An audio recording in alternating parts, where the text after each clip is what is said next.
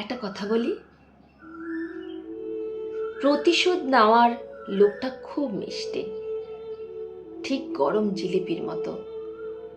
দূর থেকে দেখলে ধোঁয়া উঠেছে চকচকে, আর মনে হচ্ছে এই তো একটা কামড় দিলেই শান্তি। কিন্তু কামড় দেওয়ার পর বুঝতে পারো ভেতরটা শুধু চিনি, পুষ্টি নেই, তৃপ্তি নেই, শুধু সাময়িক উত্তেজনা। আমরা ছোটবেলা থেকে একটা অদ্ভুত গল্প শুনে বড় হই, যে কষ্ট দেবে তাকে ছেড়ে দিও না। যেন জীবনটা একটা সিরিয়াল, যেখানে শেষ এপিসোডে নায়ক নায়িকা দাঁত বের করে বলে এবার আমার পালা, আর দর্শক হাততালি দেয়। কিন্তু বাস্তবটা একটু আলাদা। বাস্তবে প্রতিশোধ নেওয়ার পর কেউ হাততালি দেয় না, বরং নিজের ভেতরেই একটা খালি শব্দ বাজে, এই তো, এতেই শেষ। আমি দেখেছি মানুষ যখন কষ্ট পায় তখন তার ভেতরে একটা আগুন জ্বলে, সেই আগুনকে আমরা নাম দিই ন্যায় বিচার। কিন্তু সত্যি করে বলো তো, বেশিরভাগ সময় সেটা ন্যায় বিচার না, সেটা ইগোর গরম দুধ। কেউ আমাদের অবহেলা করেছে, কেউ আমাদের বিশ্বাস ভেঙেছে, কেউ আমাদের ছোট করেছে। আমরা চাই সে যেন বুঝতে পারে আমরা কতটা বড়। আমরা চাই সে যেন এতদিনে অনুতাপে পুড়ে যায়। কিন্তু মজার ব্যাপার হলো, আমরা যাকে শাস্তি দিতে চাই সে অনেক সময় দিব্যে নিজের জীবন নিয়ে ব্যস্ত। আর আমরা প্রতিশোধের প্ল্যান বানাতে বানাতে নিজের রাতের ঘুম, সকালের হাসি আর বিকেলের চা সব নষ্ট করে ফেলি, যেন নিজের পায়ে কুড়ুল মেরে ফেলেছি। দেখো, আমি খুব শক্ত। একবার ভাবো তো, যদি প্রতিশোধ না নিয়ে শুধু চুপচাপ নিজের কাজটা করে যাও, যদি তুমি নিজের ভাঙা অংশগুলো জোড়া লাগাও, নিজের স্কিল বাড়াও, নিজের মানসিকতা পরিষ্কার করো, যদি তুমি এমন জায়গায় পৌঁছে যাও যেখানে দাঁড়িয়ে পেছনে তাকিয়ে হাসতে পারো, ধন্যবাদ, তুমি আমাকে ঠেলে না দিলে আমি এত দূর আসতাম না। এখানেই আসল মজা। প্রতিশোধের থেকে বড় প্রতিশোধ হলো উন্নতি, কারণ উন্নতি শব্দটা কাউকে লক্ষ্য করে না, কিন্তু সবার চোখে পড়ে। ধরো কেউ তোমাকে বলেছিল তুমি পারবে না, তুমি রেগে গিয়ে তার সাথে ঝগড়া করলে, ফেসবুকে স্ট্যাটাস দিলে, বন্ধুদের কাছে কেঁদে নিলে, এই পর্যন্তই। কিন্তু তুমি যদি চুপচাপ প্রমাণ করে দাও যে তুমি পেরেছো, তখন সে কিছু বলুক বা না বলুক, তোমার ভেতরেই একটা নীরব বিজয় বাজবে। আমরা মাঝে মাঝে ভাবি ক্ষমা মানে দুর্বলতা, যেন ক্ষমা করলে আমরা হেরে গেলাম। আসলে ক্ষমা মানে ভুলে যাওয়া না, ক্ষমা মানে নিজের ভেতরের বিষটা বের করে নেওয়া। তুমি কাউকে ক্ষমা করলে সে মুক্ত হলো কিনা জানি না, কিন্তু তুমি অবশ্যই হালকা হলে, আর হালকা মানুষই উঠতে পারে। সত্যি কথা বলতে কি, প্রতিশোধ নিতে গেলে তোমাকে সেই মানুষের লেভেলে নামতে হয়।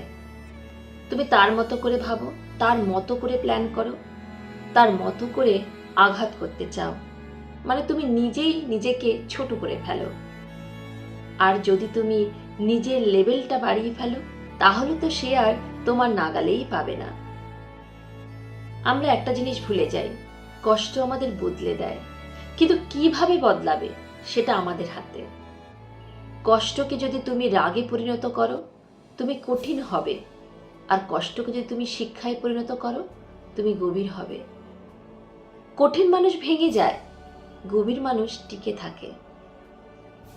কখনো খেয়াল করেছো, যারা সত্যি বড় হয় তারা খুব কম কথা বলে। তারা সোশ্যাল মিডিয়ায় কারো নাম নিয়ে নাটক করে না, তারা নীরবে নিজের কাজ করে যায়, কারণ তারা জানে সময়ের চেয়ে বড় বিচারক আর কেউ নেই। আরেকটা মজার ব্যাপার, যখন তুমি প্রতিশোধ না নিয়ে নিজের গ্রোথে ফোকাস করো, তখন তুমি একটা অদ্ভুত আত্মবিশ্বাস পাও। তুমি বুঝতে পারো আমি কারোর বিরুদ্ধে না, আমি নিজের পক্ষে। এই মানসিকতাটাই বদলায় আসল শক্তি।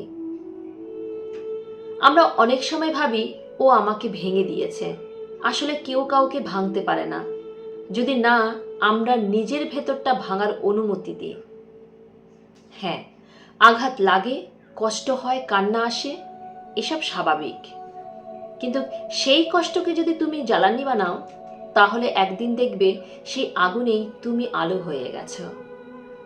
সত্যি বলতে কি, প্রতিশোধের গল্পে নাটক আছে, কিন্তু উন্নতির গল্পে মর্যাদা আছে।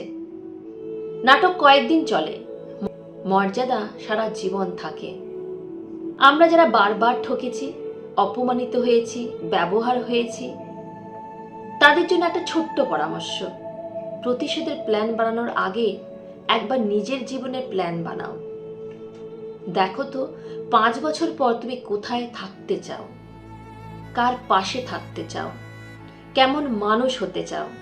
যদি সেই ছবিটা পরিষ্কার হয়, তাহলে বুঝবে প্রতিশোধের জন্য তোমার সময়ই নেই, কারণ তুমি ব্যস্ত হয়ে পড়বে নিজের উন্নতিতে, নিজের শরীর ঠিক রাখতে, নিজের মনকে প্রশিক্ষণ দিতে, নিজের স্কিল বাড়াতে, নিজের আয় বাড়াতে, নিজের সম্মান তৈরি করতে। এবং একদিন তুমি স্বাভাবিক একটা সকালে তুমি বুঝতে পারবে তুমি আর রাগ করছো না, তুমি আর কাউকে হারাতে চাও না, তুমি শুধু নিজের জায়গায় দাঁড়িয়ে আছো, স্থির, শক্ত, শান্ত। এটাই আসল জয়। কারণ প্রতিশোধে তুমি কারোর সাথে লড়ো, উন্নতিতে তুমি নিজের সীমার সাথে লড়ো। আর নিজের সীমা ভাঙার আনন্দের সাথে আর কোনো প্রতিশোধের তুলনা হয় না। তাই হ্যাঁ, আমি প্রতিশোধ নিই না, আমি একটু অন্য রকম আনন্দ পাই।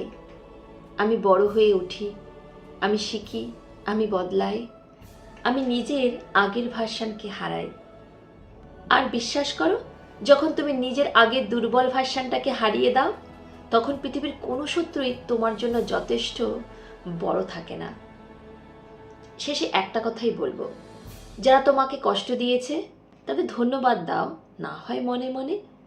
কারণ তারা না থাকলে হয়তো তুমি এতটা সচেতন হতে না, এতটা শক্ত হতে না, এতটা গভীর হতে না।